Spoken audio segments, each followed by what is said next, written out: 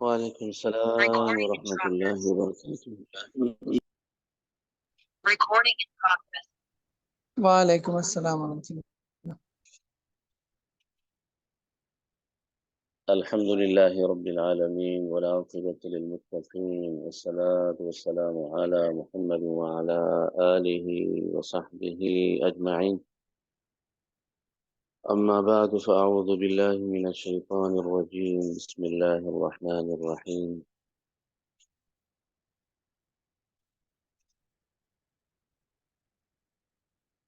انتہائی قابل احترام معزز شرکائے کرام، آج جیسا کہ آپ سب کو معلوم ہے کہ میراث کی کلاس ہے، اور انتہائی مختصر کر کے آپ لوگوں کے لیے اس کو تیار کیا گیا ہے، اور مجھے امید ہے کہ ایک تو آپ اپنی حاضری کو یقینی بنائیں گے، اور دوسرا اس کلاس کو غور کے ساتھ سنیں گے، اور تیسرا اس کی جتنی بھی مشقیں ہوں گی یا تمرینات ہوں گی ان کو ہم سب نے انشاءاللہ مل کر حل کرنا ہے۔ یہ وہ کلاس ہے کہ جو آنکھیں بند کر کے یاد نہیں کی جائے گی، بلکہ آنکھیں کھول کر کے اس کو یاد کیا جائے گا، اس کو سمجھا جائے گا، اس کو پڑھا جائے گا، اور اس کی اسلام کے اندر بہت بڑی اہمیت ہے، وہ انشاءاللہ ہم آگے پڑھیں گے۔ تو آج ہم اپنی کلاس کا آغاز کرتے ہیں۔ الگ صاحب یہ بتائیں کہ ہمارا ٹائم کتنا ہے؟ مفتی صاحب تقریباً آدھا گھنٹے، اور اچھا، شیخ ٹھیک ہے۔ نعمان صاحب سے ہم نے تو بات نہیں کی، اگلے کلاس میں ہم ان سے بات کریں گے نا۔ اگر آپ گھنٹہ کلاس لیتے اس دفعہ تو کوئی مسئلہ نہیں ہے۔ اچھا، چلیں ہم کوشش کرتے ایک ہیں اس کو مختصر کرتے ہیں، ٹھیک ہے؟ صحیح ہے، صحیح انشاءاللہ۔ اس میں آپ صفحہ تھوڑا 3 آگے لے آئیں، بڑھائیں۔ صفحہ نمبر 3۔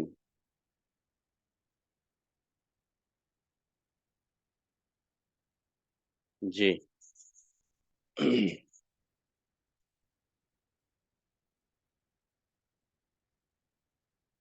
یہ آپ سب لوگ دیکھ رہے ہیں کہ یہ سلائیڈ آپ کے سامنے ہے۔ علم میراث کی تعریف۔ میراث وہ علم ہے جس کے ذریعے متوفی شخص یعنی فوت شدہ آدمی، وہ چاہے مرد ہو یا عورت ہو، اس کے ترکے کو اس کے شرعی ورثاء تک پہنچایا جاتا ہے۔ علم میراث ان اصول و قواعد کا نام ہے جن کے ذریعے سے وارثوں کے حصے ترکہ سے معلوم کیے جاتے ہیں،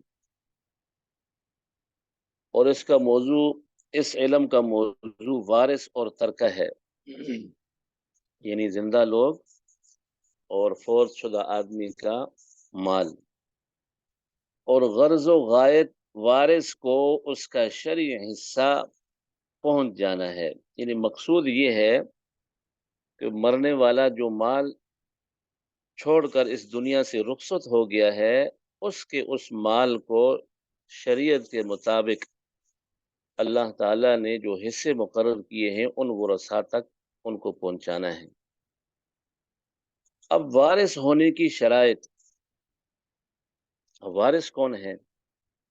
تو وارث ہونے کی 3 شرائط ہیں۔ اس میں پہلی شرط یہ ہے کہ مرحوم کی موت کے وقت وارث کا زندہ ہونا، یعنی جو بندہ فوت ہو گیا ہے تو ان کے جو زندہ وارث ہوں گے اس کا بچا ہوا وہ مال ان زندہ لوگوں میں تقسیم ہوگا. ایسا نہیں ہوگا کہ اگر کوئی ان کا وارث فوت ہو گیا ہے تو کہیں گے کہ بھئی وہ بندہ جو فوت ہو گیا ہے ان کی یہ لوگ تو زندہ ہے لیکن 2 فوت ہو گئے ہیں لہٰذا ان کو بھی دیا جائے. ایسا نہیں ہے، صرف زندہ لوگوں میں یہ وراثت تقسیم ہوگی. اور دوسرا یہ ہے کہ مرحوم کی موت کا یقین ہونا، یعنی جو بندہ فوت ہو گیا ہے اس کا یقین بھی ہو کہ وہ واقعی فوت ہو گیا ہے. ایسا نہ ہو کہ اس کا مال اس کا ترکہ تقسیم ہو رہا ہو اور بندہ جو ہے دوسرے دن گھر پہنچ جائے. تو ایسا نہیں ہونا چاہیے، بالکل یقین ہو کہ بندہ واقعی فوت ہو گیا ہے اور لوگوں نے اس کا جنازہ پڑھایا ہے، لوگوں نے اس کو دفن کیا ہے. اور تیسری جو بات ہے، وراثت سے مانع ہونے کا کوئی سبب نہ ہو، یعنی کوئی ایسا سبب نہ ہو جس کی وجہ سے وہ اس کے جو ورثاء ہیں یا وارث ہے وہ میراث کے یا ترکے کے اس مال سے محروم ہو جائے. اب تھوڑا سا یہاں پر یہ بھی دیکھ لیتے ہیں کہ موانع میراث کیا ہے، کتنے ہیں. تو موانع میراث یہ 3 ہیں. 3 موانع میراث یعنی وہ وجوہات جن کی وجہ سے میراث میں سے کوئی حصہ نہیں ملتا، یہ 3 ہیں. اس میں پہلا ہے قتل، جس کی وجہ سے دیت یا قصاص لازم آئے، اس بنا پر قاتل مقتول کی میراث سے محروم ہو جاتا ہے. کیونکہ آپ صلی اللہ علیہ وسلم کا ارشاد ہے، حضرت ابو ہریرہ رضی اللہ تعالیٰ عنہ فرماتے ہیں کہ قال القاتل لا يرث، قاتل کسی چیز کا بھی وارث نہیں بن سکتا. اس حکم کی حکمت انسانی جان کی حفاظت ہے. اس کو تھوڑا سا سمجھیں آپ. یہ بات نبی علیہ الصلوۃ والسلام نے کیوں فرمائی ہے؟ یہ اس لیے فرمائی ہے کہ آج کل کے دور کے اندر بھی یہ چیز بہت زیادہ ہے، پہلے بھی تھی لیکن آج کل بہت زیادہ ہے، اور جس کا مشاہدہ ہم آئے روز کرتے بھی ہیں کہ بیٹا جو ہے والد کی وراثت کو حاصل کرنے کے لیے اس کا قتل کر دیتا ہے.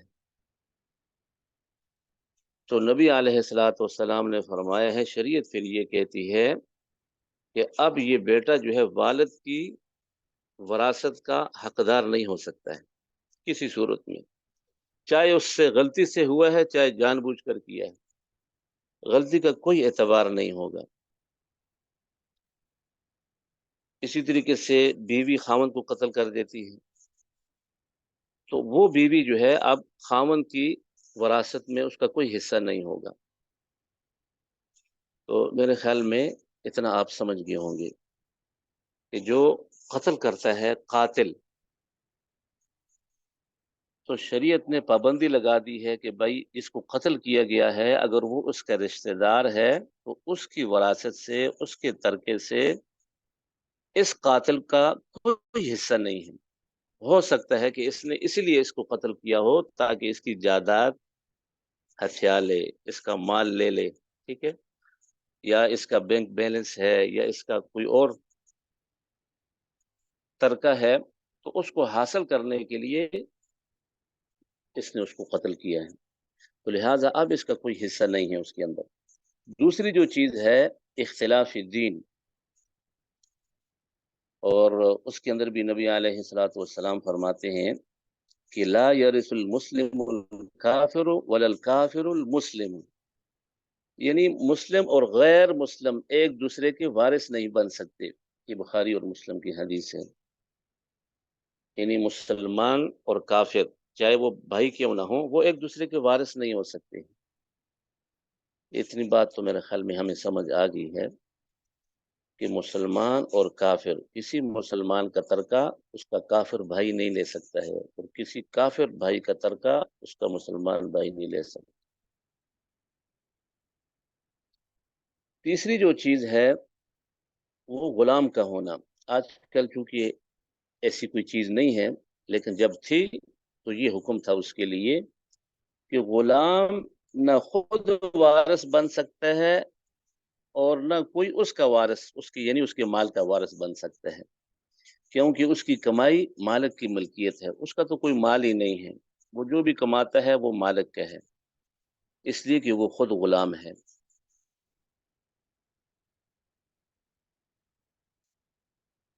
اب ہے آگے ارکان میراث۔ میراث کی 3 ارکان ہیں: مورث یعنی میت، وارث یعنی اس کے زندہ لوگ، اس کے عزیز و اقارب، ترکہ وہ مال جو فوت شدہ آدمی چھوڑ کر جاتا ہے، ٹھیک ہے۔ مورث یعنی میت یا جو میت کی طرح ہو، جیسے مفقود الخبر،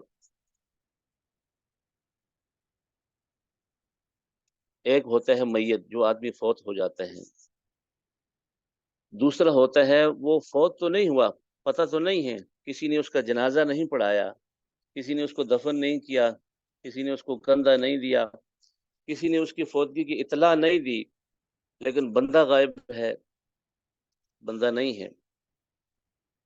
جی جی جی، تو اس میں فقہ کا ایک مسئلہ ہے، لیکن ہم اس میں نہیں جاتے ہیں کہ مفقود الخبر آدمی جس کا کوئی عطا پتہ نہیں ہے، جس کو آج کل کی زبان میں مسنگ پرسن کہتے ہیں، بندہ غائب ہے، زندہ ہے، مردہ ہے، جیل میں ہے، کسی کے پاس ہے، کسی نے قید کیا ہوا ہے، یا کسی جگہ پر چلا گیا ہے، گھر والوں کے ساتھ اس کا کوئی خط و کتابت، رابطہ، فون، یہ وہ کچھ بھی نہیں ہے۔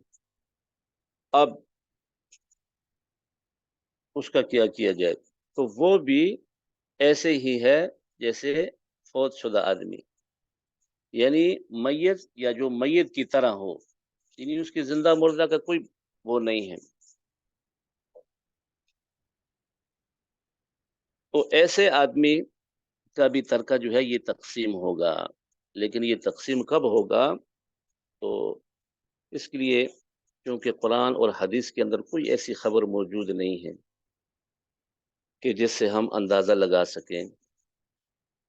البتہ حضرت عمر فاروق رضی اللہ تعالی عنہ کے زمانے کے اندر صحابہ فرماتے ہیں کہ انہوں نے اس کے لیے 4 سال کی حد مقرر فرمائی تھی کہ 4 سال تک جس کا کوئی عطا پتہ نہ ہو تو، اور اس نے شادی کی ہوئی ہو، تو اس کی بیوی جو ہے 4 سال کے بعد شادی کر سکتی ہے، یا اس کا ترکہ جو ہے وہ تقسیم ہو سکتا ہے۔ لیکن فقہا نے اپنے زمانے کی لوگوں کی عمروں کے مطابق، کسی نے اس کی 120 سال عمر، پہلے زمانے میں عمریں زیادہ ہوتی تھی، کسی نے 90 سال لگائی، کسی نے 60 سال لگائی، اور کسی نے یہ کہا کہ جو آدمی غائب ہو گیا ہے اس کے عام اثر لوگ، وہ جب تک زندہ ہیں تو اس کا انتظار کیا جائے گا، اور جب وہ فوت ہو جائیں تو پھر اس کا ترکہ بھی تقسیم کر دیا جائے۔ دوسری جو چیز ہے وارث، جو مورث کے وفات کے وقت، یہ مورث ہے، ٹھیک ہے، مورث کے وفات کے وقت زندہ ہو یا زندہ کے حکم میں ہو، جیسے جنین۔ یہ بھی فقہ کا ایک مسئلہ ہے کہ جو آدمی فوت ہو جاتا ہے اس کے ورثاء میں ایک تو لوگ ہیں زندہ، ایک لوگ ہیں زندہ، ٹھیک ہے، لیکن دوسرا یہ ہے کہ زندہ تو نہیں ہے، دنیا میں نہیں ہے، لیکن جنین ہے، یعنی اپنی والدہ کے پیٹ کے اندر ہے، ٹھیک ہے، تو اس کا حصہ بھی جو ہے وہ مقرر ہوگا۔ تو یہ پھر الگ مسئلہ ہے کہ وہ بچی ہے یا بچہ ہے، ٹھیک ہے، کیونکہ بچی کا الگ حصہ ہے، بچے کا الگ حصہ ہے، یہ بعد والی باتیں ہیں، لیکن فی الوقت جو ہے اتنا ہمیں سمجھ جانا چاہیے کہ جب کوئی آدمی فوت ہو جائے، اس کے شرعی ورثاء میں سے کوئی ایسی خاتون ہے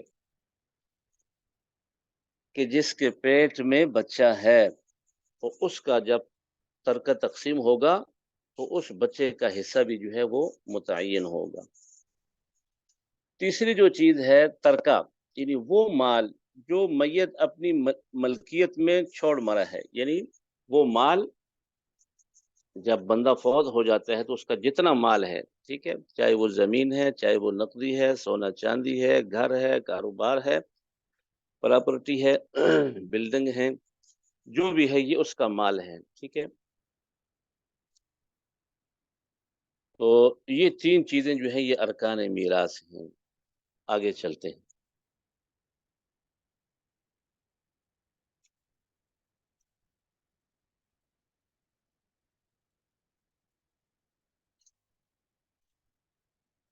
آگے ہے شرائط میراث۔ میراث کے شرائط تین ہیں، ٹھیک ہے۔ اس میں پہلا یہ ہے کہ مورث کی موت جو خود مشاہدہ دو عادل گواہوں کی گواہی یا اس کو مردہ شمار کیا جائے، جیسے مفقود الخبر، یہ آپ پڑھ چکے ہیں، ٹھیک ہے۔ وارث کا مورث کی وفات کے وقت زندہ ہونا بے شک ایک لمحہ کے لیے کیوں نہ ہو۔ آپ نے ابھی پڑھا تھا نا کہ جب کوئی آدمی فوت ہو جائے، مرد یا خاتون، تو ان کا ترکہ ان کے شرعی وارثوں میں تقسیم ہوگا، لیکن ان وارثوں میں کہ جو زندہ ہوں گے۔ یہاں پر یہ بتایا جا رہا ہے کہ وہ بندہ فوت ہو گیا صبح 10 بجے، 10:30 بجے جو ہے اس کا کوئی شرعی وارث فوت ہو گیا۔ اب ایسا نہیں ہوگا کہ بھائی وہ تو اب اس کا کوئی حصہ نہیں ملے گا، نہیں، جو پہلے فوت ہوا ہے اس کے ترکے میں سے یہ آدھے گھنٹے کے بعد یا 10 منٹ کے بعد یا 5 منٹ کے بعد اگر کوئی فوت ہوتا ہے تو پہلے فوت ہوئے شخص کے ترکے میں سے حصہ جو ہے اس 5 منٹ بعد فوت ہونے والے کو دیا جائے گا، اگر یہ شرعی وارث ہے۔ اور تیسری جو چیز ہے میت کے وارث کے رشتے اور حقداری کا تعین، یہ بھی آپ پڑھیں گے آگے کہ اللہ تعالیٰ نے جو حصے قرآن مجید میں مقرر فرمائے ہیں، ٹھیک ہے جی، ایک تو رشتہ دار واضح ہوں، پھر ان کا حصہ، ان کا حق کتنا ہے اس کا تعین جو ہے یہ ضروری ہونا چاہیے۔ اچھا، ایک بات یہ سمجھ لیں آپ سب لوگ کہ یہ جو میراث کی کلاس ہم پڑھ رہے ہیں، یہ بالکل آسان کر کے آپ لوگوں کو سمجھانے کے لیے اس کو تیار کیا گیا ہے۔ ایک تو جو ہمارے مدارس کے اندر پڑھائی جاتی ہے سراجی، جی جی جی، آپ تو سب ماشاءاللہ فارغ التحصیل لوگ ہیں، تو ہمارے مدارس میں سراجی کو الا ماشاءاللہ صرف امتحان پاس کرنے کے لیے پڑھا جاتا ہے، باقی اس میں زیادہ مغز ماری نہیں کی جاتی، سر نہیں کھپایا جاتا۔ تو اس کی وجہ یہ ہے کہ بھائی مفتیان اکرام موجود ہیں، کوئی مسئلہ اگر پیش آ گیا تو ان سے پوچھ لیں گے، دارالفتائیں تو بہت ساری ہیں، تو اس پر اتنا زیادہ جو ہے نا جو اس پر توجہ نہیں دی جاتی۔ اور جبکہ نبی علیہ الصلوۃ والسلام نے اس کو نصف علم کہا ہے، نصف علم۔ اور آپ صلی اللہ علیہ وسلم فرماتے ہیں کہ میری امت میں سب سے پہلے جو علم اٹھایا جائے گا وہ یہ میراث کا علم ہو، اور یہ تو آپ دیکھ رہے ہیں اٹھ چکا ہے۔ اور اسی چیز کو دیکھتے ہوئے پھر یہ کلاس آپ کے لیے تیار کی گئی ہے، تاکہ کم از کم اگر آپ لوگوں کے مسائل حل نہ کر سکیں، اپنے تو کر سکیں، اپنے گھر کے تو کریں، یا کم از کم اس چیز کو سمجھیں تو صحیح کہ بھائی یہ کتنی ضروری ہے، اور نبی علیہ الصلوۃ والسلام نے کیوں اس پر اتنی زیادہ توجہ دی ہے۔ اور یہ ایسے حصے ہیں جو اللہ تبارک و تعالی نے خود مقرر فرمائے ہیں، خود۔ تو اس کے لیے ہم نے کچھ اشارات وضع کیے ہیں۔ ویسے ایک تو جو میراث پڑھائی جاتی ہے سراجی والی،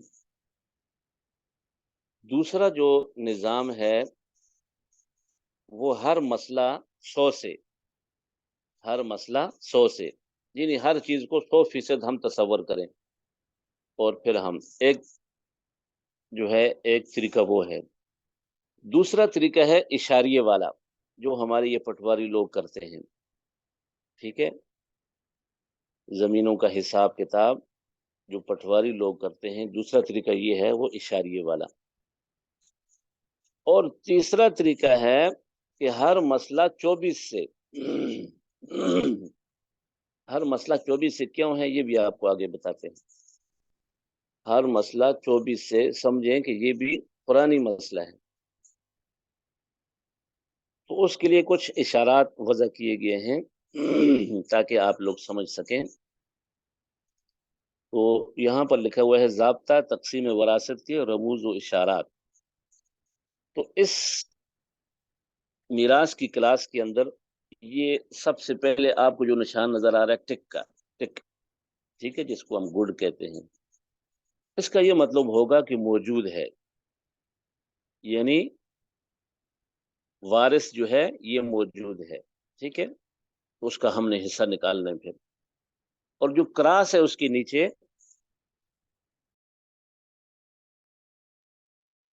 تو اس کا مطلب یہ ہوگا کہ یہ وارث موجود نہیں ہے، لہذا اس کا کوئی حصہ نہیں ہے۔ تیسرا یہ جو آپ کو نقطہ ٹائپ گول دائرہ نظر آ رہا ہے، تو اس کا مطلب یہ ہے ایزن، یعنی اوپر کے حصے میں یہ شریک ہے، ٹھیک ہے، اوپر کے حصے میں یہ شریک ہے۔ کبھی کبھار ایسے ہوتا ہے نا، بہت ساری بہنیں ہوتی ہیں، ٹھیک ہے، تو ان کو وہ برابر حصے دیے جاتے ہیں، ٹھیک ہے، یا بھائی ہوتے ہیں بہت سارے، تو ظاہر بات ہے بھائیوں کے الگ حصے برابر ہوتے ہیں، بہنوں کے الگ برابر ہوتے ہیں، ٹھیک ہے۔ اور تیسرا آپ دیکھ رہے ہیں کہ 2 لکھا ہوا ہے، ٹھیک ہے، آگے جو ہے ایرو کا نشان ہے، اس کا مطلب یہ ہوگا 2 یا 2 سے زیادہ۔ یہ آگے ایک جدول آ رہا ہے، ٹھیک ہے، تو اس کے اندر یہ اشارات ہیں، تو ان اشارات کو سمجھنے کے لیے یہ آپ کے لیے 2-4 چیزیں ہم نے یہاں پر لکھی ہیں۔ تو 2 کے آگے ایرو ہے، اس کا مطلب ہے 2 یا 2 سے زیادہ، ٹھیک ہے۔ 1 ہے، اس کا مطلب ہے 1 یا 1 سے زیادہ، ٹھیک ہے۔ نیچے اولاد لکھی ہوئی ہے، اولاد سے مراد 6 قسم کے لوگ ہیں، بیٹا، بیٹی، پوتا، پوتی، پڑ پوتا، پڑ پوتی۔ اس سے آگے بھی اولاد ہے، لیکن جانے کی ضرورت اس لیے نہیں ہے کہ آج کل اتنی نہیں ہے عمریں کہ اس سے نیچے بھی ہم جائیں۔ آگے ہے اخوہ، ٹھیک ہے، اور آگے پھر 2 ہے، اور 2 کے آگے پھر ایرو کا نشان ہے۔ اس کا یہ مطلب ہوگا کہ 2 یا 2 سے زیادہ کون؟ حقیقی، یعنی سگے بھائی بہن، ٹھیک ہے، اللاتی باپ شریک، ٹھیک ہے، بھائی بہن، اخیافی ماں شریک، بھائی بہن بلا تمیز و مرد و زن، یعنی دونوں بھائی بھی اور بہن بھی، ٹھیک ہے۔ اس کا یہ مطلب ہوگا جہاں کہیں بھی اخوہ آئے گا۔ حجب، کسی وارث کا دوسرے وارث کی موجودگی میں اپنے کل یا بعض حصے سے محروم ہو جانے کو حجب کہتے ہیں، اور اس کی 2 قسمیں ہیں، حجب نقصان، حجب حرمان، ٹھیک ہے۔ حجب نقصان کیا چیز ہے؟ کسی وارث کا دوسرے وارث کے ساتھ شریک ہونے کی وجہ سے زیادہ حصے سے کم کی طرف منتقل ہو جانا، مثلا خاوند کا اولاد کی وجہ سے آدھے حصے سے چوتھائی حصے کی طرف منتقل ہو جانا، یا ماں کا ثلث سے سدس کی طرف منتقل ہو جانا۔ یہ آپ آگے پڑھیں گے نا کہ اگر اولاد ہے تو خاوند کو جو ہے آدھا حصہ ملے گا، اگر اولاد نہیں ہے تو، اور اگر اولاد ہے تو پھر چوتھا حصہ ملے گا، ٹھیک ہے، کیونکہ اولاد بھی اس حصے میں شریک ہو جائے گی۔ اسی طریقے سے ماں جو ہے، ماں، تو اگر اس کی اولاد ہے تو پھر اس کو 8واں حصہ ملے گا، جی، اور اگر اولاد نہیں ہے تو پھر اس کو چوتھا حصہ ملے گا۔ اسی طریقے سے حجب حرمان ہے، کسی وارث کا دوسرے وارث کے ساتھ شریک ہو جانے کی وجہ سے تمام حصے سے محروم ہو جانا، مثلا بیٹے کی وجہ سے پوتا محروم ہو جانا، یا باپ کی موجودگی میں دادا محروم ہو جانا، ٹھیک ہے۔ اب شریعت نے جو چیزیں مقرر کی ہوئی ہیں، ٹھیک ہے، تو اس میں پھر یہ دیکھا جائے گا کہ یہ جو بندہ فوت ہوا ہے، مرد ہے یا عورت، اس کے سب سے قریب کون لوگ ہیں؟ جی جی، تو سب سے قریب میں تو پھر بیٹا ہے. جب بیٹا آ جائے گا تو پھر پوتے کو نہیں ملے گا. جی جی جی، بیٹے کو ملے گا، پوتے کو پھر نہیں ملے گا. یا اگر اس کا والد زندہ ہے تو والد کو ملے گا، والد کی موجودگی میں دادے کو کچھ نہیں ملے گا، پھر دادا محروم ہو جائے گا. جی، یہ محروم اور محجوب میں فرق کیا ہے؟ محروم وہ ہے جس میں وراثت سے روکنے والی چیز وارث کی ذات میں موجود ہو، یہ کسی حال میں بھی وارث نہیں ہو سکتا. جیسے کوئی بندہ مرتد ہو جاتا ہے، مسلمان تھا، بندہ مرتد ہو گیا، تو مرتد ہو جانا وہ وراثت سے محروم ہو جائے گا. اسی طریقے سے آپ نے ابھی پڑھا تھا کہ کوئی بندہ کسی وارث کو قتل کر دے، وہ قاتل جو ہے نا جی، وہ بھی محروم ہو جائے گا. اور تیسرا جو ہے وہ غلامی ہے. تو یہ دو تین چیزیں جو ہیں وہ ایسی ہیں کہ جو بندے کے اندر موجود ہیں. یہ وہ اسباب ہیں جس کی وجہ سے شریعت ان کو محروم کرتی ہے. اور محجوب وہ ہے جس میں وراثت سے روکنے والی چیز وارث کی ذات میں موجود نہ ہو بلکہ خارجی ہو. یہ بھی آپ نے ابھی پڑھ لیا، جیسے باپ کی موجودگی میں دادا، یعنی دادا تو ٹھیک ہے ماشاءاللہ، وہ ان میں کوئی ایسا عیب نہیں ہے، کوئی ایسی چیز نہیں ہے، ٹھیک ہے، لیکن خارجی چیز موجود یہ ہے کہ دادا بھی زندہ ہے اور مرنے والے کا باپ بھی زندہ ہے، تو لہٰذا سب کچھ باپ کو ملے گا، دادا کو کچھ نہیں ملے گا. یہاں باپ دادا کو وراثت سے روک رہا ہے، ٹھیک ہے، جبکہ خود دادا کی ذات میں کوئی کمی نہیں ہے. میرے خیال میں آپ سمجھ گئے ہوں گے. آگے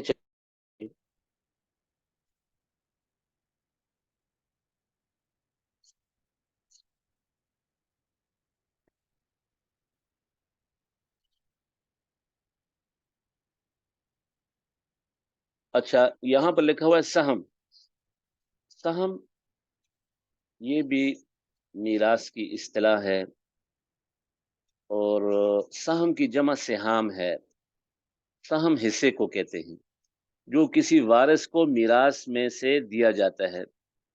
جیسے 5 بہنوں کے ساتھ 2 بھائی آ جائیں تو اب ان کے سہام 9 ہوں گے.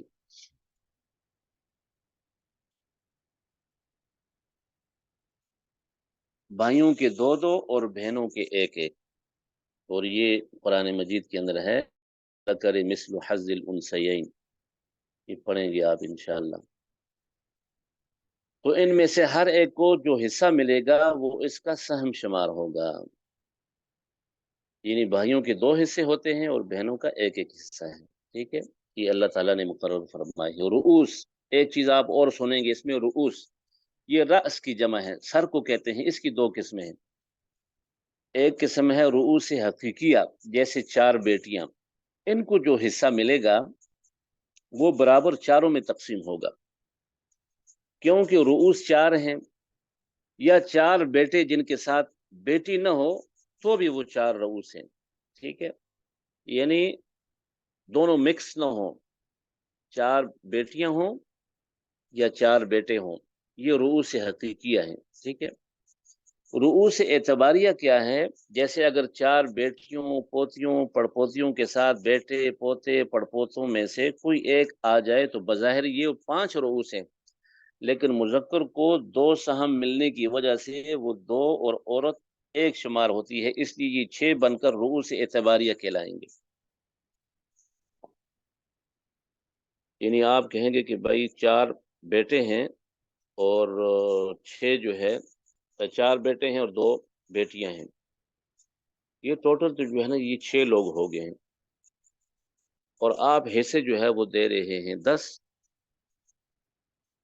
تو ہم کہتے ہیں یہ رؤوس اعتباریہ ہے. بیٹوں کو چونکہ 2 حصے ملتے ہیں، بیٹوں کو 2 حصے ملتے ہیں، اس لیے 4 دونی 8، اور بیٹیوں کو 1 حصہ ملتا ہے، 8 اور 2 10، ٹھیک ہے. تو یہ رؤوس اعتباری ہو گیا، اوپر رؤوس حقیقیہ ہے. سارے بڑا گھر ہے کیسے جاتے. جی جی، 6 قسم کے لوگ کبھی محروم نہیں ہوں گے. ان میں ایک باپ ہے، ایک ماں ہے، ایک بیٹا ہے، بیٹی ہے، خاوند ہے اور بیوی ہے. یہ 6 قسم کے لوگ، ان کو ہر حالت کے اندر ترکہ ملے گا. جی جی، فوت شدہ کا ترکہ ملے گا. آگے ہے، یہ جو ہماری کلاس ہوگی اس میں اشاریہ والا نظام نہیں ہے.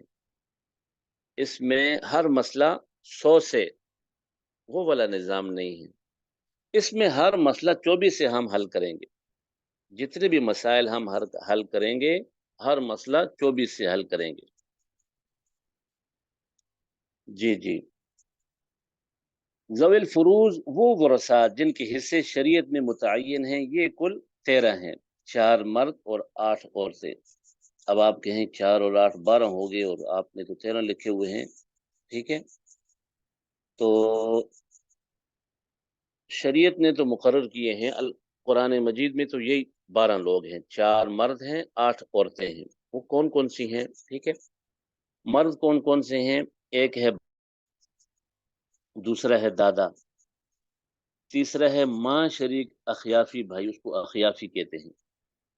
ماں شریک یعنی والد الگ الگ ہیں، مائیں ایک ہیں. ماں ایک ہے اور والدین والد جو ہے وہ الگ الگ ہیں. اس کو میراث کی اصطلاح کے اندر اخیافی کہتے ہیں. اور چوتھا جو مرد ہے وہ ہے خاوند. یہ 4 لوگ جو ہیں ان کے حصے قرآن میں اللہ تعالیٰ نے متعین فرمائے. اور جو خواتین ہیں اس میں ایک بیوی ہے، دوسری بیٹی ہے، تیسری پوتی ہے، چوتھی پڑپوتی ہے، 5ویں حقیقی بہن ہے، اور چھٹی جو ہے باپ شریک، یعنی مائیں الگ الگ ہیں، باپ شریک اس کو اللاتی کہتے ہیں. اور 7ویں جو ہے ماں شریک اخیافی. ٹھیک ہے، اور 8ویں جو ہے ماں ہے. یہ 8 ہوگی. آگے جو 9ویں ہے وہ دادی اور نانی ہے. ہمارے اردو کے اندر ہم اپنے والدہ کی والدہ کو نانی کہتے ہیں، اور والد کی والدہ کو دادی کہتے ہیں. لیکن عربی کے اندر اس کی کوئی تخصیص نہیں ہے. بس والد کی والدہ کو بھی جدہ کہتے ہیں، اور والدہ کی والدہ کو بھی جدہ کہتے ہیں. تو یہاں جدہ کو حصہ دیا گیا ہے. حضرت ابوبکر صدیق رضی اللہ تعالی عنہ کے دور کے اندر ایک مسئلہ آ گیا، تو انہوں نے جدہ کو حصہ دیا. تو تمام صحابہ کا اس پر اجماع ہے، تو اس وقت سے یہ حصہ دیا جا رہا ہے. ٹھیک ہے، تو اس طرح یہ کل 13 ہو گئے، اور اس میں 9 خواتین ہیں اور 4 مرد ہیں. 9 اور 4 13.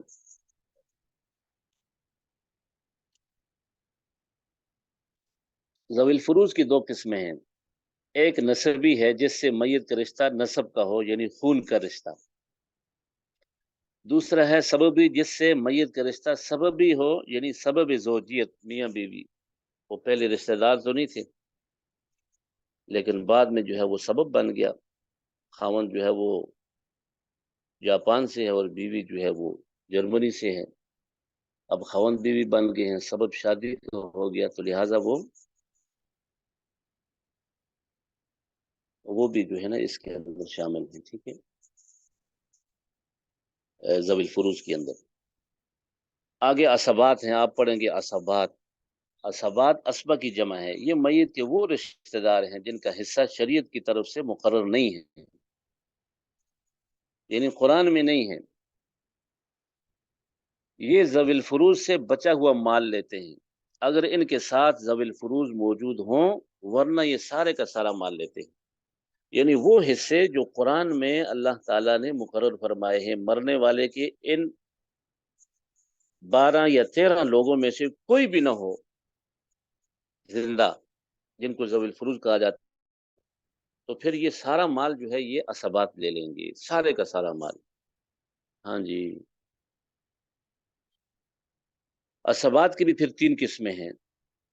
ایک عصبہ بنفسی ہے، یہ تمام وہ مذکر رشتہ دار ہیں جن کے درمیان عورت کا واسطہ نہ ہو، جیسے بیٹا، پوتا، پڑپوتا، باپ، دادا، بھائی، بھتیجا، حقیقی چچا، ان میں تمام مرد وارث شامل ہیں سوائے شوہر اور اخیافی بھائی کے، یہ دو نہیں ہیں اس میں، یہ دونوں جو ہیں وہ ذوی الفروض کے اندر ہیں، ٹھیک ہے۔ اور عصبہ بالغیر وہ ذوی الفروض عورتیں جو اپنے بھائیوں کے ساتھ عصبہ بنتی ہیں، عصبہ بالغیر وہ ذوی الفروض عورتیں جو اپنے بھائیوں کے ساتھ عصبہ بنتی ہیں، عصبہ بالغیر کہلاتی ہیں۔ یہ کل 4 ہیں: بیٹی، پوتی، حقیقی بہن اور الاتی بہن۔ کوئی آدمی فوت ہو جاتا ہے، ٹھیک ہے، اس کا مال ہے، اب مال تقسیم کرنا ہے، تو اگر اس کے اندر بیٹی کے ساتھ بیٹا آئے گا تو یہ بیٹی اپنے بھائی کی وجہ سے عصبہ بالغیر ہو جائے گی، پوتی جو ہے اپنے بھائی کے ساتھ یہ عصبہ بالغیر ہو جائے گی، اسی طریقے سے حقیقی بہن بھی اور الاتی بہن بھی، ٹھیک ہے، اپنے بھائیوں کے ساتھ یہ عصبہ بالغیر بن جائیں گی بھائیوں کی وجہ سے، یہ ادھر سے بھی مال لیں گی، ادھر سے بھی لیں گی اور ادھر سے بھی لیں گی، یہ کیسے لیں گی یہ آگے پڑھیں گے ہم انشاءاللہ۔ اور تیسرا ہے عصبہ مع الغیر، عصبہ مع الغیر وہ ذوی الفروض عورتیں جو دوسری ذوی الفروض عورتوں، بیٹی، پوتی وغیرہ کی وجہ سے عصبہ بنتی ہیں، عصبہ مع الغیر کہلاتی ہیں۔ یعنی ایسے بھی ہوتا ہے کہ بعض عورتیں ورثاء جو ہیں وہ بعض دوسری عورتوں کی وجہ سے عصبہ بن جاتی ہیں، یہ عصبہ مع الغیر کہلاتی ہیں۔ یہ صرف 2 ہیں: حقیقی بہن اور الاتی بہن۔ ذوی الارحام کیا چیز ہے؟ وہ ورثاء جن کا شریعت میں حصہ مقرر تو نہیں ہے اور وہ عصبات بھی نہیں ہیں، لیکن عصبات سے بچا ہوا مال لیتے ہیں۔ یہ زیادہ تر ننیال رشتہ دار سے تعلق رکھتے ہیں، جیسے نواسا، نواسی، خالہ، بھانجا، ماموں، یا ددھیالی رشتوں میں پھوپھی وغیرہ۔ اس کی نوبت نہیں آتی ہے، آج کل کون چھوڑتے ہیں، خود ساختہ ورثاء نکل آتے ہیں۔ جی جی جی، ذوی الفروض تو ہیں ہی ہیں ماشاءاللہ، پہلے تو ذوی الفروض سے مال نہیں بچتا ہے، اور اگر بچ جائے تو عصبات آگے کھڑے ہوتے ہیں۔ بہت کم ایسا ہے کہ ذوی الفروض بھی نہیں ہے اور عصبات بھی نہیں ہے، اور تب کہیں جا کر ذوی الارحام کو ترکہ ملتا ہے، ٹھیک ہے۔ آگے یہ ایک جدول سا بنا ہوا ہے، یہ بھی آپ دیکھ لیں۔ شریعت میں میراث کے مقررہ حصے کل 6 ہیں، جو اللہ تعالیٰ نے قرآن میں جو حصے بنائے ہیں وہ 6 حصے بنائے ہیں، ٹھیک ہے۔ اس میں لکھا ہوا ہے نمبر شمار 1 2 3 4 5 6، آگے عربی اصطلاح ہے نصف، ربع، ثمن، ثلث، ثلثان، سدس، اور اسی کو اردو میں ہم کہتے ہیں آدھا، چوتھا، آٹھواں، تہائی، 2/3، چھٹا، اور حسابی اصطلاح میں ہم کہتے ہیں 1/2، 1/4، 1/8، 1/3، 2/3، 1/6۔ لیکن جو ہم پڑھائیں گے آپ کو، ٹھیک ہے، اس میں کیونکہ ہر مسئلہ 24 میں سے ہے تو 24 میں سے حصہ کیا ہے؟ نصف 12، 24 کا آدھا تو 12 ہوتا ہے، ٹھیک ہے، 24 کا ربع 6 چوکے 24، 6 ہے، 24 کا سمن 8واں حصہ 8 سے 24 3 ہے، 24 کا ثلث، ٹھیک ہے، تیسرا حصہ 8 سے 24 3 8 24 8 ہے، اور اسی طریقے سے ثلثان 2/3، 2/3 جس کو ہم کہتے ہیں، ٹھیک ہے، تو وہ کیا ہے؟ 16 ہے، اور اسی طریقے سے سدس چھٹا یا 1/6، تو وہ ہمارے حساب سے وہ چوتھا حصہ ہوگا، ٹھیک ہے۔ آپ تھوڑا سا اور اوپر کر لیں، ہر مسئلہ 24 سے حل کرنے کی توجیہ، ہر مسئلہ 24 سے حل کرنے کی توجیہ شریعت میں میراث کے مقررہ تمام 6 حصوں 1/6، 2/3، 1/3، 1/8، 1/4، 1/2، ٹھیک ہے، کہ مخارج کا، اس کو ہم کہتے ہیں ذو اضعاف عقل، آپ لوگوں نے یہ پڑھا تو ہوگا، ذو اضعاف عقل جو ہے اس کا 24 آتا ہے، ٹھیک ہے، یہ جتنے بھی حصے اللہ نے مقرر فرمائے ان کا جب ہم ذو اضعاف عقل نکالتے ہیں یہ 24 آتا ہے، ٹھیک ہے۔ وہ کیسے آتا ہے یہ ہم نے نیچے اس کی مثال دے دی ہے، ٹھیک ہے، 2 چوکے 8، 2 3 6، दूनी 4, ठीक है, 3 को छोड़ दिया, 2 एकम 2, नीचे आ जाएं, फिर 2 दूनी 4, 3 छोड़ दिया, 2 एकम 2, ठीक है, आगे फिर 3 छोड़ दिया, और इस तरीके से नीचे चले जाएं। तो फिर इनको आप ज़रब दें, 2 दूनी 4, 4 दूनी 8 और 8 3 24। तो इस तरीके से हर मसला 24 से हम ऐसे निकालते हैं, ठीक है। ये कुल चूंकि 6 हिस्से हैं जो अल्लाह ताला ने बनाए हैं वो रसा के लिए, किसको कितना हिस्सा मिलता है वो अल्लाह ताला ने उनका भी तयन किया है। तो उनका फिर हमने जुज़ा फ़िक्र निकाल कर हर मसले को 24 से हल किया है, तो वहीं तक पहुंचती है फिर, ठीक है। कान इधर से पकड़ें या उधर से पकड़ें, दोनों रास्ते जो है वो एक ही मंजिल की तरफ जा रहे हैं। नबी अलैहिस्सलाम फरमाते हैं ना कि अगर मेरे सामने 2 रास्ते हों और एक रास्ता दुश्वार गुजार हो और एक रास्ता सीधा हो, तो मैं सीधे रास्ते को इख्तियार करूंगा दुश्वार गुजार को, ठीक है। तो बात तो वो भी ठीक है, अगर आप सिराजी पढ़ेंगे तो फिर भी हिस्सा वही निकलेगा, लेकिन उसको आसान करके आपको समझाने के लिए मसले को हल करने के लिए फिर ये चीज निकाली है ताकि आप इसको समझ सकें। अब आखिर में जो है कुरान मजीद की 3 बड़ी आयात हैं, ठीक है। ये सनाउलक साहब, ये इनका माइक बंद करते हैं।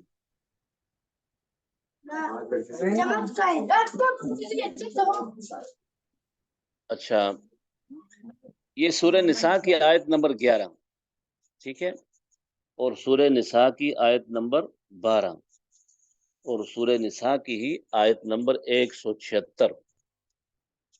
कोशिश करें कि अगर आप इसको याद नहीं कर सकते, कम से कम आपको इसका तर्जमा आना चाहिए, ठीक है, तर्जमा आपको इसका आना चाहिए, और ताकि आप इसको जो है वो समझ सकें और इनके जो हिस्से अल्लाह ताला ने मुकर्रर फरमाए हैं वो हिस्से आप लोग इसको निकाल सकते हैं, ठीक है। तो ये चीज़ें जो अल्लाह ताला ने बयान फरमाई हैं, तो इसी के आगे सूरह निसा की आयत नंबर 11 और 12, फिर आयत नंबर 13 के अंदर अल्लाह ताला क्या फरमाते हैं, ठीक है। आप इसको कुरान मजीद में देख लें तो अल्लाह ताला फरमाते हैं कि मैं युतिअल्लाह व रसूलहु युदखिलहु जन्नातिन तजरी मिन तहतिहल अनहार खालिदीन फीहा व ज़ालिकल फौज़ुल अज़ीम। अल्लाह ताला फरमाते हैं कि जो अल्लाह और उसके रसूल सल्लल्लाहु अलैहि वसल्लम की इस मीरास के हवाले से इताअत करेगा, यानी जो इन आयात के अंदर हमने बयानात कर दिए हैं, हिस्सों का तयन कर दिया है, रिश्तेदारों का तयन कर दिया है, तो अब आगे अल्लाह ताला फरमाते हैं कि जो इसकी इताअत करेगा, इसके मुताबिक ज़िंदगी गुजारेगा या चलेगा, अल्लाह ताला उसे ऐसी जन्नत में दाखिल फरमाएंगे जिसके नीचे से नहरें बहती हैं और वो इसमें हमेशा रहेंगे। ये बहुत बड़ी कामयाबी है। अब ये अल्लाह ताला फरमा रहे हैं, और फिर मिरास के सिलसिले में अल्लाह के बयान करदा अहकामात पर अमल न करने के लिए अल्लाह ताला ने ज़िल्लत का अज़ाब, उसके बारे में अल्लाह ताला फरमाते हैं कि वमन यासिल्लाह व रसूलहु व यतअद्दा हुदूदहु युदखिलहु नारन खालिदन फीहा व लहु अज़ाबुन मुहीन। ये फिर अगली आयत है सूरह निसा की आयत नंबर 14। यहाँ हमने आपको सिर्फ 3 आयत दी हैं, ठीक है, आयत नंबर 11, 12 और 176 सूरह निसा की, लेकिन 12 के बाद 13 और 14 में अल्लाह तबारक व तआला जो है ना जी सख्त वईदें फरमा रहे हैं। अल्लाह क्या फरमाते हैं, जो इस मीरास के हवाले से अल्लाह और उसके रसूल सल्लल्लाहु अलैहि वसल्लम की नाफरमानी करता है और उसके बयान करदा हुदूद से तजावुज़ करता है, अल्लाह उसको आग में दाखिल करेंगे जहाँ वो हमेशा रहेगा और उसकी ज़िल्लत आमेज़ अज़ाब होगा। ये सारी चीज़ें तो आज माशाअल्लाह आप लोग देख रहे हैं ना जी, ये हमारे मुआशरे में क्या हो रहा है, लोगों की ज़मीनें कैसे हथियाई जा रही हैं, उनको उनकी अमलाक से कैसे महरूम किया जा रहा है, फिर ख़वातीन को उनसे कैसे अंगूठे लगवाए जा रहे हैं। अभी हाल ही में जो है एक फैसला आया है ना कि भाई अगर किसी ने अंगूठे लगवाए भी हैं और गलत हैं तो वो میراث جو ہے نا وہ واپس جائے گی. ہاں جی، اب انگوٹھوں کا کوئی اعتبار نہیں ہے، وہ پہلی والی باتیں نہیں ہیں ابھی. تو یہ ساری چیزیں جو ہے اپنی آخرت کو خراب کرنے والی ہیں، اور اللہ تعالیٰ کی یہ وعیدیں جو ہیں یہ قرآن کی شکل میں ہمارے سامنے موجود ہیں. اور نبی علیہ الصلوۃ والسلام فرماتے ہیں، آپ صلی اللہ علیہ وسلم کی حدیث ہے کہ اے لوگوں، فرائض یعنی میراث کے مسائل سیکھو، بے شک وہ نصف علم ہے، اور وہ یعنی میراث کا علم سب سے پہلے بھلایا جائے گا، اور وہ سب سے پہلے میری امت سے اٹھایا جائے گا. اور آج یہ سب کچھ ہو رہا ہے اور ہو چکا ہے. تو آپ تمام شرکاء کو علم میراث سکھانے سمجھانے کا مقصد یہ نہیں ہے کہ آپ آئیں اور بیٹھیں اور سنیں اور بات ختم نہیں. آج ہماری پہلی کلاس ہے انشاءاللہ، اور ایک دو کلاسوں کے بعد ہم تمرینات شروع کریں گے، ٹھیک ہے؟ اور اس کو آپ نے حل کرنا ہے. جب ہماری کلاسز ختم ہو جائیں گی تو انشاءاللہ آپ جو ہے ایک بہترین مفتی سے زیادہ جو ہے وہ میراث کو سمجھنے والے بن جائیں گے، مسائل کو حل کرنے والے بن جائیں گے. شروع میں نے آپ کو بتایا ہے کہ یہ کلاس آنکھیں بند کر کے سمجھنے والی نہیں ہے یا رٹا لگانے والی نہیں ہے. آنکھیں کھول کر جدول ہم آپ کے ہاتھ میں پکڑائیں گے. ہاں بھائی، یہ رشتہ دار ہیں، یہ مال ہے، کس رشتہ دار کو کتنا مال دینا ہے آپ نے، یہ قرآن کی آیات ہیں، ٹھیک ہے؟ تو آپ خود ماشاءاللہ جو ہے نا جی سارے لوگوں کو وہ ان کے حصوں کے مطابق جو ہے وہ دے دیں گے. اور یہی چیزیں جو ہے ہم اپنے خاندان کے اندر، ہم اپنے علاقوں کے اندر، ٹھیک ہے، اور اس کے اندر ہم کریں گے، تاکہ آج کل جو ہیرس اور اس کا لالچ کی وجہ سے جو جھگڑے ہیں عدالتوں میں چلے جائیں تو وہاں پر ساری یہی چیزیں ہیں، یا رشتہ ہے اور یا زمینی معاملات یا یہ وراثت کے معاملات، طلاق ہے اور خلا ہے اور یہ والی ساری چیزیں ہیں. سب سے زیادہ کیسز اس کے ہیں عدالتوں کے اندر، اور ہمارے پاس جو مسائل آتے ہیں وہ سب سے زیادہ یہ ہیں. میں نے ایک مرتبہ کہا اور میں نے 3 مرتبہ کہا، ہوئی ہے یا نہیں ہوئی، غصے میں کہا اور جان بوجھ کر کہا، اور میں ہوش میں تھا یا نہیں تھا، ٹھیک ہے. اور اسی طریقے سے یہ والی چیزیں ہیں جناب، زمینوں کے جھگڑے ہیں، قتل و قتال ہے، خواتین کو محروم کیا جا رہا ہے، بچوں کو محروم کیا جا رہا ہے. تو آپ کو اس لیے سمجھا رہے ہیں کہ ایک تو آپ نے پیرا دینا ہے کہ بھئی کوئی ادھر ادھر کی بات نہ کرے، غلط مشورہ یا غلط فیصلہ نہ کر سکے. دوسرا یہ ہے کہ کم از کم آپ اپنے خاندان کو تو صحیح کر سکتے ہیں، اپنے گھر سے شروع کریں. اور کتنے مسائل ہیں اس میں. ایک ہے مناسخہ. کسی دارالفتہ میں جب یہ فتویٰ جاتا ہے تو ان کے پیشانی پر جو ہے نا جی وہ پسینے آ جاتے ہیں. مناسخہ کا سوال مناسخہ کا سوال سب سے آسان کر کے ہم آپ کہیں گے انشاءاللہ، کہ دادا صاحب ہیں، دادا صاحب کے آگے جو ہے نا جی 4 بیٹے ہیں، اور ان کی جناب آگے 10 بیٹے ہیں، اور ان کے آگے 10 پوتے ہیں، ٹھیک ہے. لیکن وراثت تقسیم نہیں ہو، کیا کیا جائے گا، کیسے ہم تقسیم کریں، لوگ تو مر گئے ہیں. تو وہ آپ کو ہم سمجھائیں گے کہ وہ وراثت کیسے تقسیم کریں گے آپ انشاءاللہ. یہ سب کچھ آگے آئے گا، لیکن فی الحال اتنے ہی. اللہ تعالیٰ سے دعا ہے کہ اللہ تعالیٰ ہم سب کو دین اسلام سمجھنے اور اس پر عمل کی توفیق عطا فرمائے. السلام علیکم ورحمۃ اللہ وبرکاتہ. وعلیکم السلام ورحمۃ اللہ وبرکاتہ. استاد محترم، ایک سوال ہے.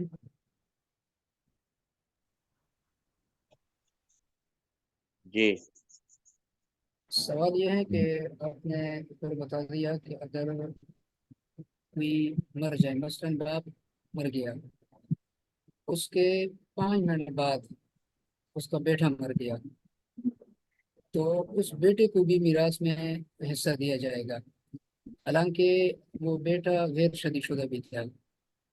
تو اس کو تو پھر حصہ کیسے دیا جائے گا؟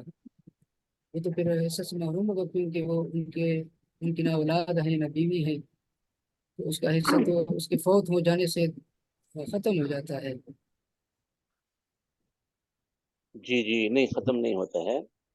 نبی علیہ الصلوۃ والسلام نے فرمایا ہے کہ میراث صرف زندہ لوگوں کے لیے ہے، ٹھیک ہے. اس میں یہ چیز نہیں ہے کوئی شادی شدہ تھا نہیں تھا، اس کی اولاد ہے نہیں ہے، ایسی کوئی بات نہیں ہے. جو بندہ فوت ہو جاتا ہے اس کے میراث میں سے جتنے لوگ زندہ ہیں، 5 منٹ یہ زندہ رہا نا، تو یہ یہ وارث بن جائے گا، ٹھیک ہے. اب یہ بھی فوت ہو گیا، اب یہ دیکھا جائے گا کہ اس کے وارث کون ہیں. تو اس کو جو حصہ پہلے فوت شدہ سے ملا ہے، تو اب چونکہ یہ تو دنیا سے رخصت ہو چکا ہے، پھر یہ دیکھا جائے گا کہ اس کی بہن ہے، ماں ہے، باپ ہے، ٹھیک ہے، بھائی ہیں، یہ مال سارا ان میں تقسیم ہو جائے. یہ مناسخے میں آئے گا. مناسخہ ہے نا، مناسخہ، ٹھیک ہے، اس میں بہت جی ساری جی صورتیں ہیں، وہ انشاءاللہ آپ پڑھیں گے، لیکن یہ مال ملے گا، ٹھیک ہے. ہاں، محروم نہیں ہوگا یہ. جی جی جی. ٹھیک.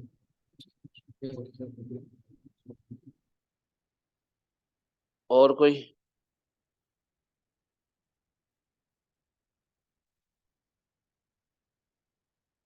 شکریہ. السلام علیکم. وعلیکم السلام ورحمۃ اللہ. مفتی صاحب، یہ میں میسج میں 2 سوال رکھے ہیں. ایک ہے کہ جب قرآن مجید میں 12 حصے 12 ذوی الفروز کا ذکر ہے تو 13 کیسے ہوئے، سمجھ میں نہیں آئی.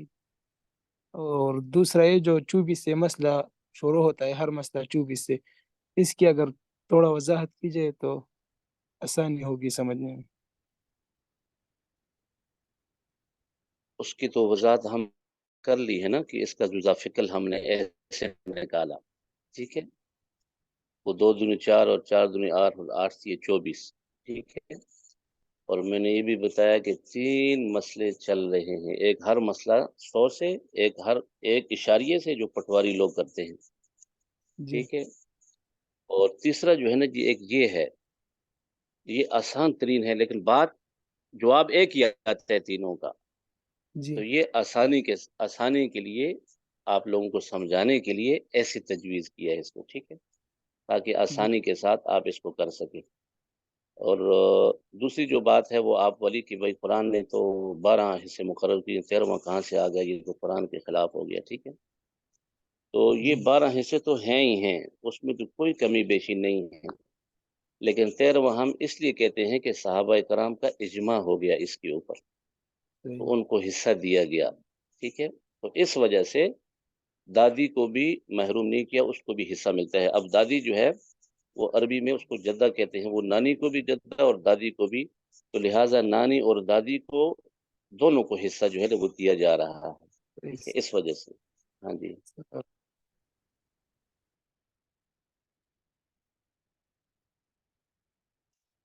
جی